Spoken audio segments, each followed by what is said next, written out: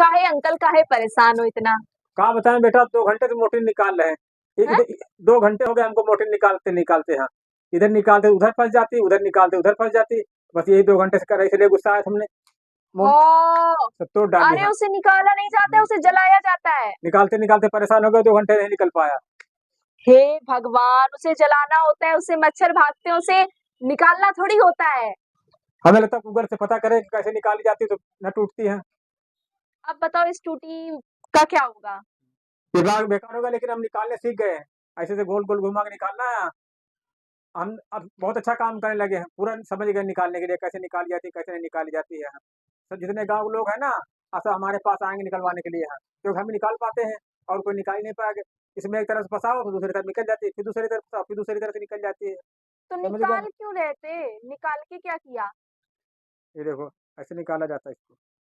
हाँ, हाँ, आप समझ गए नहीं निकालने तुम? हाँ। ऐसे निकाली जाती है मोटे।